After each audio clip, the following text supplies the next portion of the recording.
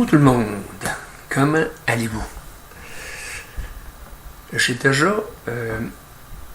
parlé de la supraconscience vibratoire voilà environ peut-être un an et demi sur YouTube. J'avais fait une capsule, mais c'était avec une voix numérisée. Et bon, bien des gens m'ont fait le reproche que la voix numérisée, c'était pas nécessairement vibratoire. À cette époque, je ne savais pas trop, j'avais déjà écouté des versions numérisées de d'autres, et j'aimais ça. Puis finalement, ces gens-là avaient raison. Rien ne vaut qu'une vraie voix. Et donc, j'ai décidé de reprendre, pas nécessairement pareil, mais le contenu de cette capsule, précédemment faite par la voix numérique. Donc, c'était l'introduction de conscience. Et j'avais commencé immédiatement cette capsule, le sujet de cette capsule. L'identité consciente, donc réelle, est notre finalité en tant qu'être libre. Mais là, vous allez me demander, un être libre, comment un être peut être libre s'il n'existe pas de libre arbitre? Mais cette liberté est non plus en tant qu'être humain émotionnellement, parce que l'émotion, ça l'emprisonne. Ça l'emprisonne les mémoires. Et je parle surtout d'émotions négatives. Les émotions positives, c'est bien.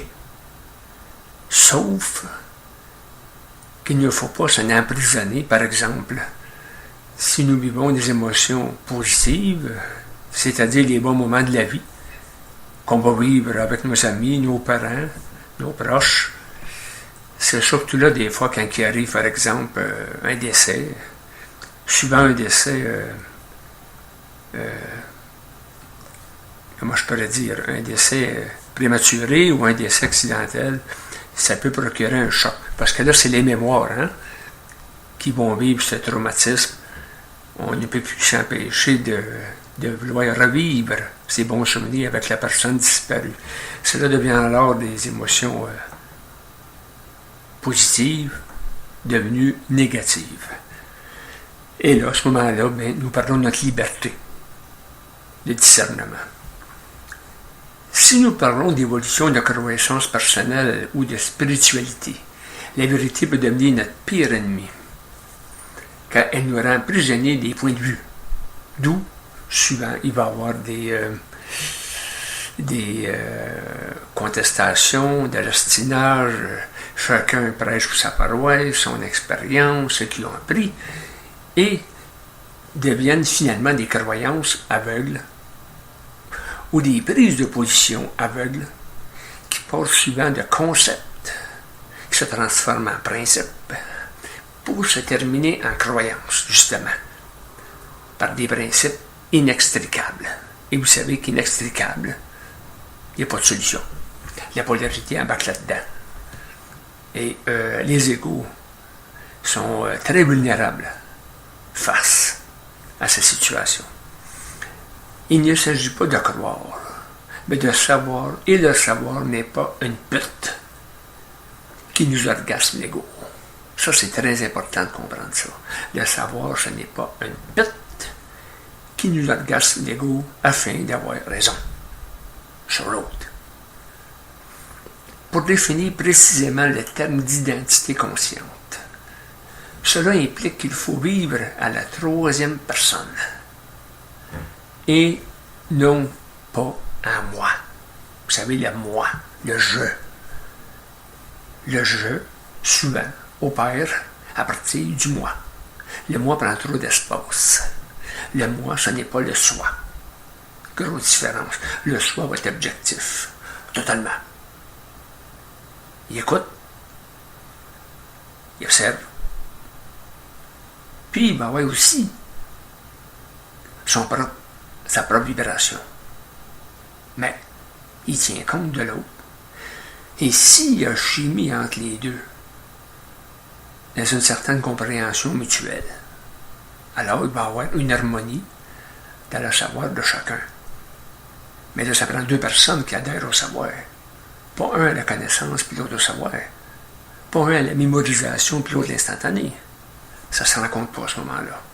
Donc, les personnes prises dans une telle situation, vaut mieux ne pas trop prolonger la discussion. Sinon, ça devient conflictuel. Il y a une perte d'énergie. Les mémoires ne doivent pas devenir une prison qui encarceront l'âme et qui forme le père-esprit, cette crasse, cette couche qui empêche la lumière de l'esprit pénétrer plus profondément l'âme, le centre de l'âme, et ainsi devenir un zombie jusqu'au trépas, c'est-à-dire votre mort. La mort blanche. Mais souvent, si c'est trop ancré, ça devient la mort noire. Puis là, oubliez-vous, vous n'existerez plus en tant que conscience vécue. La mémoire a la fonction de diriger l'âme dans le monde matériel pour vivre des expériences de l'âme. Ça, c'est la mémoire fonctionnelle, expérimentale. Quand je parle de la mémoire, je parle de l'hérédité. L'hérédité du signe astral, de la conscience de la race, conscience collective, qui est le produit de tout ce que la société nous a programmé. Ce qu'il appelle la matrice. La calice de matrice. Voyez-vous? Ça, c'est comprenable? OK. Donc, nous sommes comme des milliards de personnes. Tout ceci étant relatif à chaque individu, et une seule vérité ne peut exister. Ça va de soi. Nous disons à chacun sa vérité. Cela est impossible. Je vous le dis, puisque les vérités n'existent pas. Donc, ça ne peut pas être à chacun ses vérités si la vérité n'existe pas. Les vérités et le mensonge font partie d'une seule et même réalité qui féconde dans l'homme la soumission et la domination. C'est aussi clair que ça. Pas dur à comprendre. Regardez autour de vous, vous allez comprendre. Ce qui est vrai pour un, il faut pour l'autre. Et vice-versa. L'homme conscient doit se libérer de cela et de par lui-même explorer sa propre réalité face à l'infinité. Comprenez-vous? L'infinité, c'est le réel. Puis le réel, ça n'a pas de polarité. Ça se perçoit comme que c'est. Et l'esprit, votre esprit, doit avoir suffisamment de lumière pour être lucide et percevoir la réalité transparente dans votre esprit. Pas avec un prisme, le prisme de votre ego. L'esprit libre. Qu'est-ce que l'identité consciente? Nous attendons souvent dire « Vivez votre présent ou le ici et maintenant ».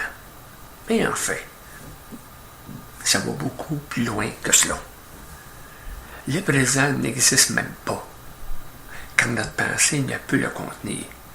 Elle contient l'événement que vous pensez présent, mais tout est instantané. Alors, l'ego ne peut contenir l'instantané, mémoriellement.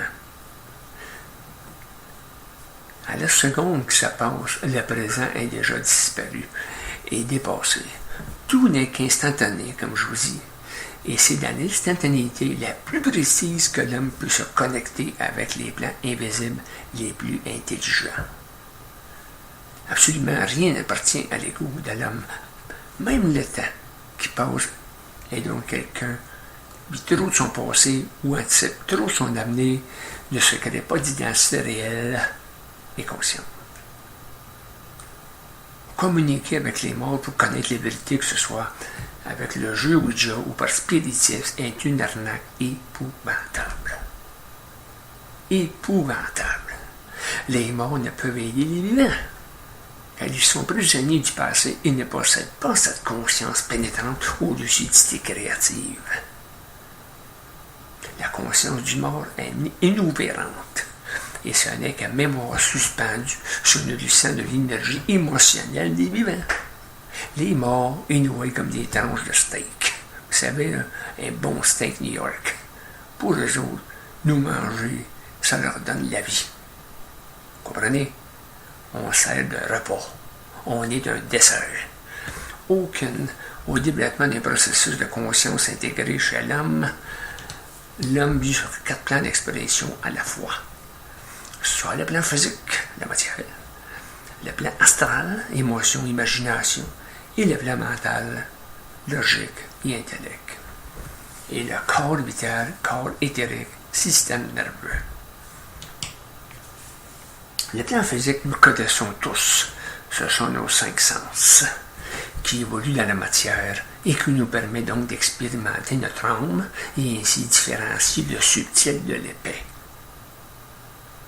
Autrement dit, nous sommes des cobayes, incarnés qui apprenons, comprenons et appliquons au gré de notre vécu. Et c'est pour ça que certaines personnages expérimentaux disent qu'on est tous des truqueux.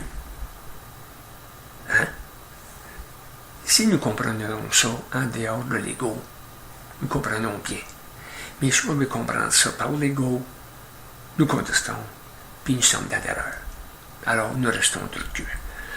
Le plan astral est la dimension des rêves, de l'imagination, et le plan des morts. Le corps astral est un corps subtil, nous permettant de vivre nos émotions et avec tout ce que cela exprime comme psychologie du comportement. La peur, l'angoisse, la jalousie, l'alcoolisme, la drogue, vouloir être plus fin que l'autre et même au prix de risquer sa vie, etc., etc., en soi, l'astral n'est pas négatif, mais peut-être aussi très destructeur pour ceux et celles qui se font trop influencer par ce plan.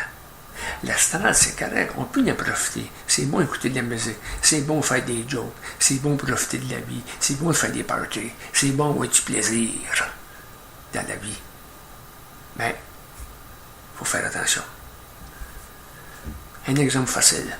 Conduire en état d'ébriété, voler, prendre le plancher dans une réunion, la timidité, l'orgueil, se moquer des autres méchamment, toutes ces distorsions astrales de l'ego qui nous manipulent constamment. Maintenant, est-ce mal ou bien de vivre ceci? Pas du tout.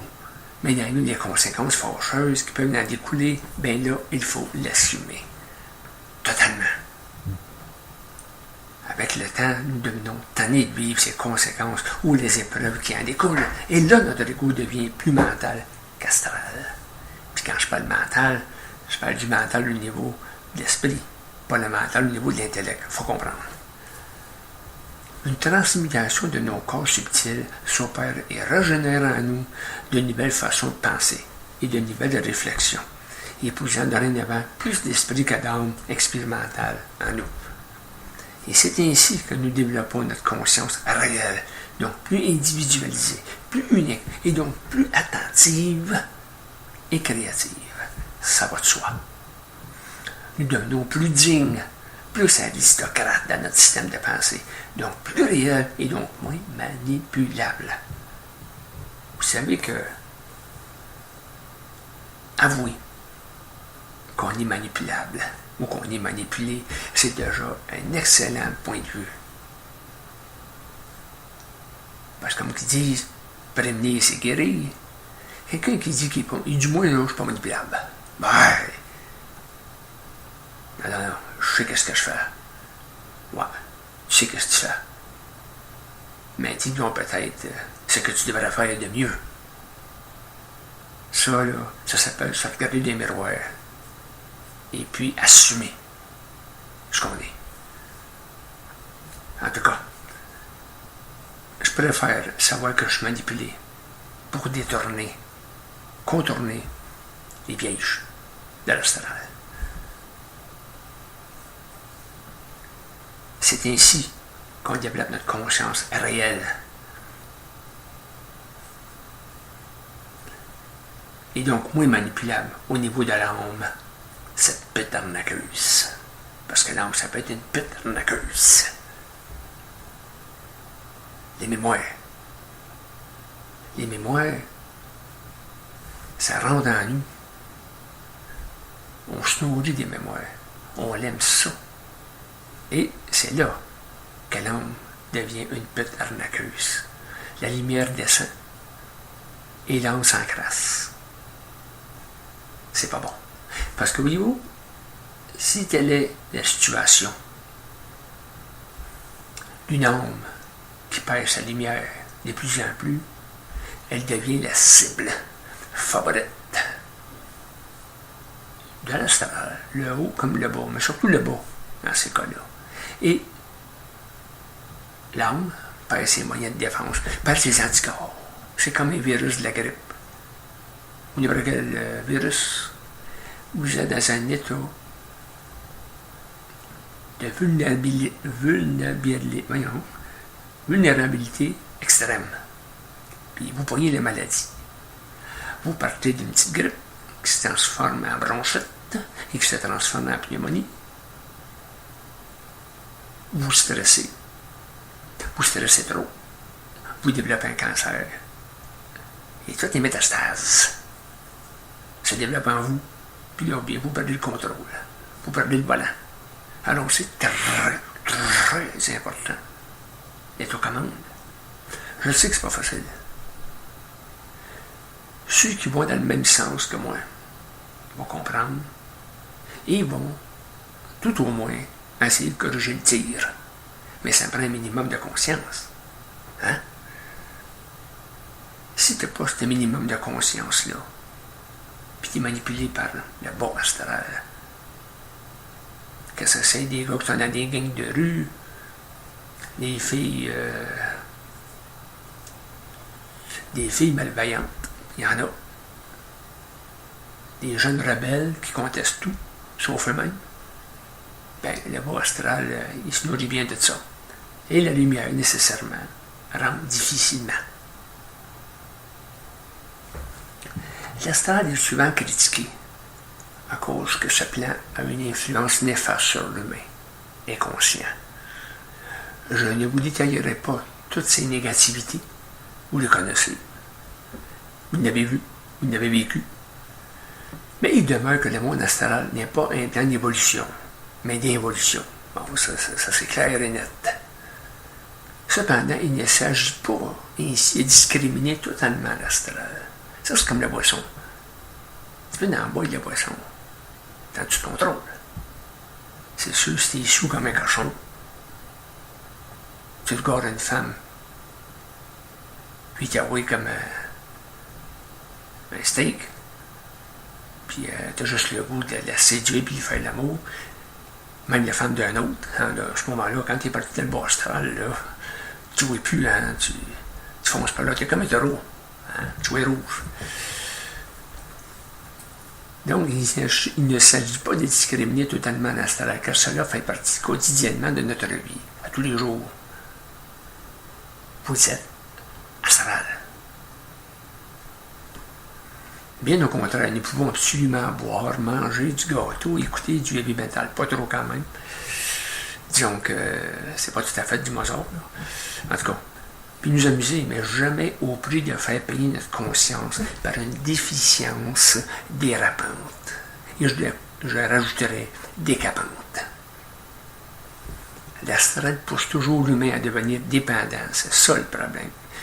Plus tu es indépendant des manipulations, plus que tu es libre. Elle est là l'affaire que je disais au début. La liberté est là. Pas le libre arbitre. Être libre. Et être libre, ça te désengage du non-libre arbitre. Parce que tu deviens dans une identité consciente. Tu comprends de mieux en mieux le réel. Et tu n'es plus sujet à une manipulation extérieure qui vient polluer ton intérieur. Un exemple. Ne pas être capable de vivre autrement, revivre toujours les mêmes expériences, toujours la même crise de manière, être pogné viscéralement de nos façons de penser, maudire toute la planète alors que c'est juste nous le problème, sacrément. C'est là qu'il faut voir son affaire. Il faut visualiser un peu. Il faut se remettre en question dans notre ignorance. Autrement dit, l'humain doit vivre sans jamais s'accrocher, mais le faire avec lucidité et maturité d'esprit. C'est sûr que ce que je vous dis là, il y a une grosse partie de l'ego, parce que c'est l'ego qui se développe. puis se dégager du l'esprit de l'âme. C'est l'ego qui va libérer l'âme. Mais c'est l'âme qui peut remplir l'ego. Elle a la crise d'affaires à comprendre. Puis c'est là que les barbettes n'existent pas. Vous catchez? Une bonne façon de bien gérer l'astral à nous est d'avoir une parole, premièrement, une parole ajustée. Le plus possible. Avec le temps. Ça, je pourrais revenir là-dessus.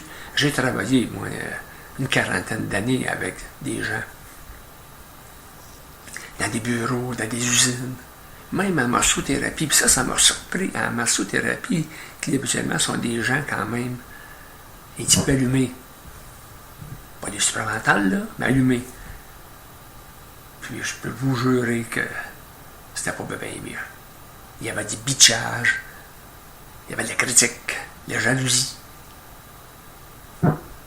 La principale activité de l'astral est de vampiriser par le désir, l'intrépidité débile, afin que l'humain se plante et qu'ainsi se fasse sodomiser par les forces régressives, se faire enculer.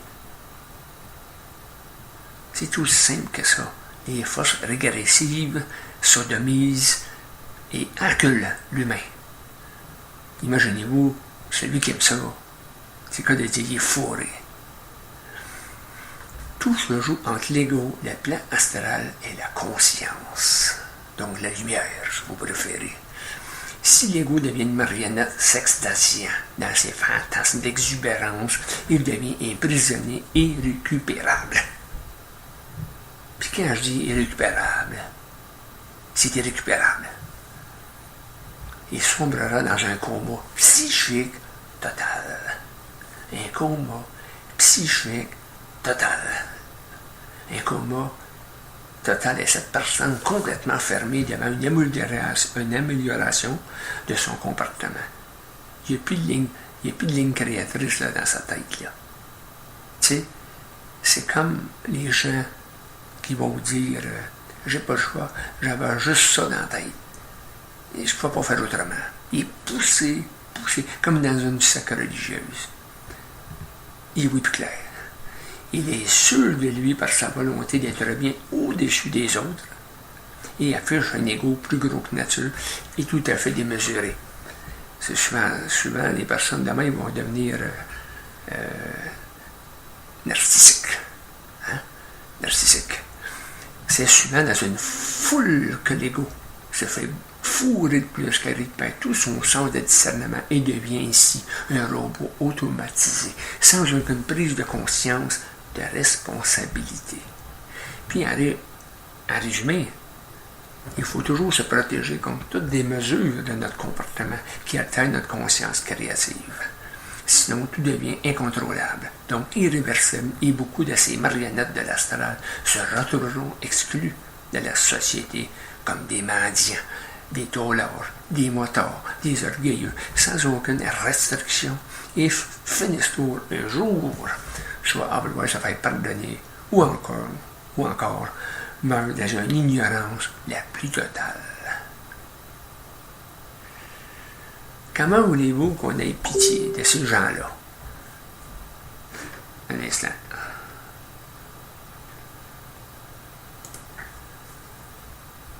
Comment voulez-vous avoir pitié de ces gens-là? En réalité, nous le savons, c'est les forces qui manipulent l'humain. Il ne faut pas oublier ça.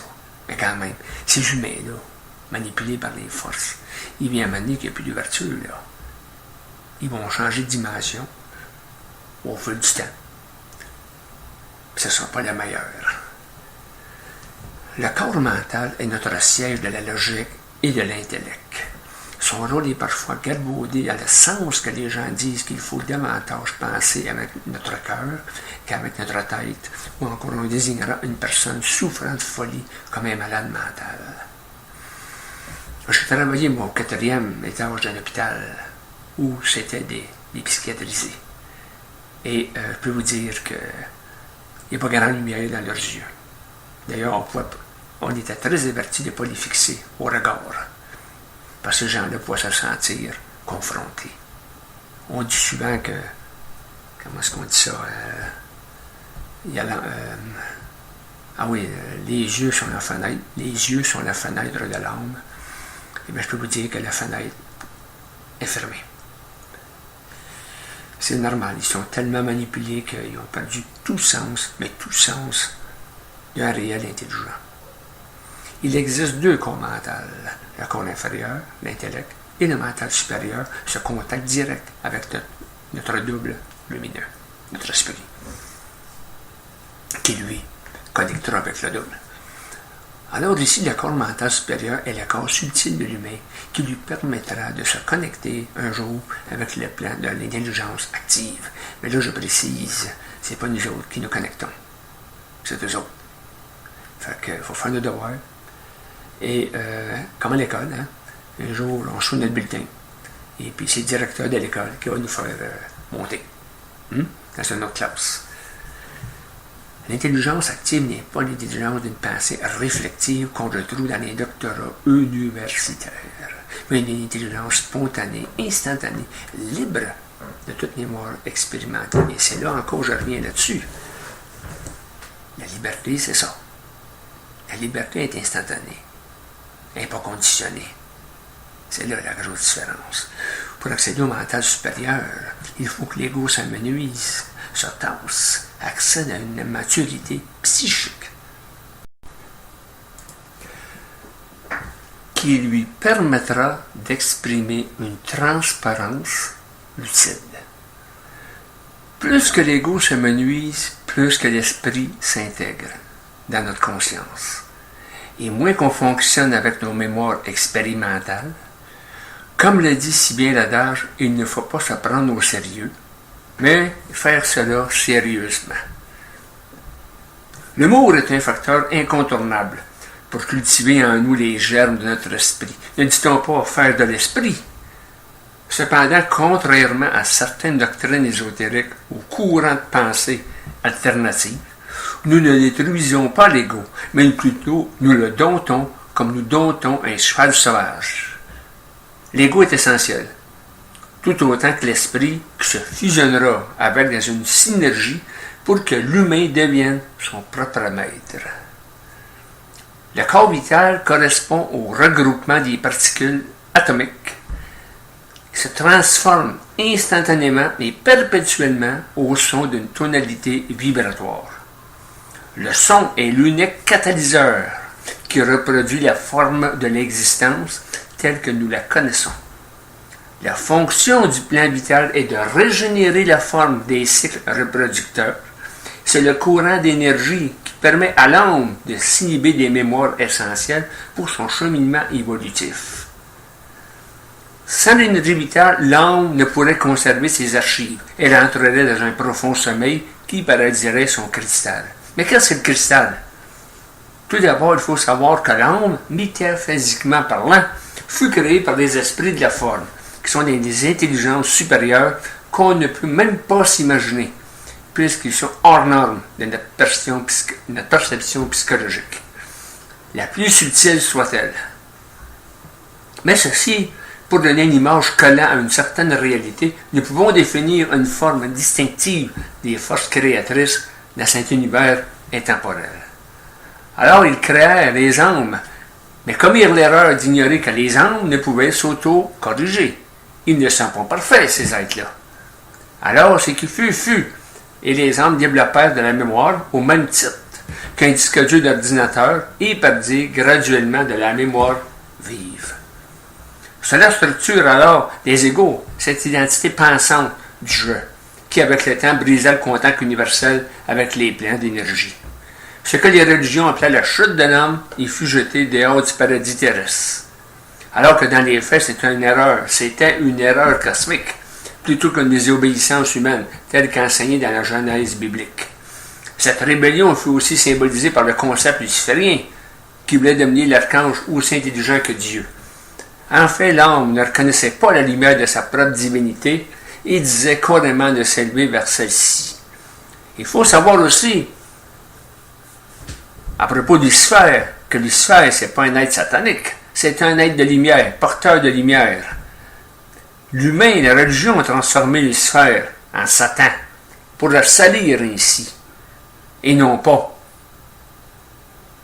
le reconnaître tel qu'il est, comme le père de l'ego. Mais, il faut savoir ceci, c'est pas Lucifer qui nous rend la lumière. Lucifer a créé l'ego, mais la lumière, nous, on doit se débarrasser de Lucifer par après, afin d'atteindre la lumière qui nous revient. C'est le jeu ainsi. Passer par Lucifer, c'est la porte, et si après, fermer la porte et en ouvrir un autre. Ce que nous appelons la fusion. L'âme devait donc revenir vers la lumière en cristallisant son énergie, se débarrassant de toute cette couche de crasse qui la neutralisait. Car l'âme coupée de ses liens cosmiques mémorisait encore et se créait ainsi une forme de la réalité pensant. Comme la sienne, le cristal est ce noyau central de l'âme constitué d'énergie vitale, qui justement lui provient de son origine cosmique. L'humain doit un jour revitaliser son âme en permettant à son cristal de reluire à nouveau afin de fusionner avec son esprit. Si nous posons la question, à savoir si nous pouvons contacter des forces invisibles, cela viendra en son temps et au bon endroit. Avant tout, nous devons ajuster notre conscience en évitant des gens sida, sinistres individus dominés par l'astral, comme le disait Daniel Kemp à l'époque. En terminant, certaines personnes veulent évoluer pour s'améliorer, et c'est très bien. D'autres sont bornés et ne veulent rien savoir, c'est encore très bien. Chacun doit vivre sa propre mesure et le temps fera le reste. C'est comme l'humain qui doit passer de bête humaine à l'humain, à l'être humain et finalement à l'être entier. À un moment donné, il faut évoluer. Ensuite, stopper le tout et transmettre nos énergies en conscience vibratoire.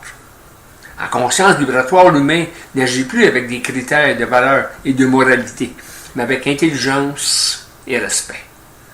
Cela devient inné dans l'ego et il ne se nourrit plus des mêmes données que l'inconscient collectif ou de la masse ambiante. L'humain a accès à son intelligence créative par la puissance de la volonté et de l'amour. L'humain devient alors différent de la masse, mais libre dans son êtreté.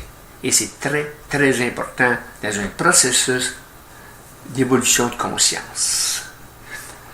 Alors, mes chers amis, c'était la première partie de l'introduction à la supraconscience vibratoire. Il y aura une deuxième partie, un peu plus tard. Là. Et en attendant, eh bien, je vous convie à venir vous enregistrer dans mon groupe de Facebook, dans mes contacts, ou sinon m'écrire, si vous le désirez, dans mon adresse email que je mettrai ici en bas. En attendant, je vous remercie de votre écoute et je vous dis à la prochaine.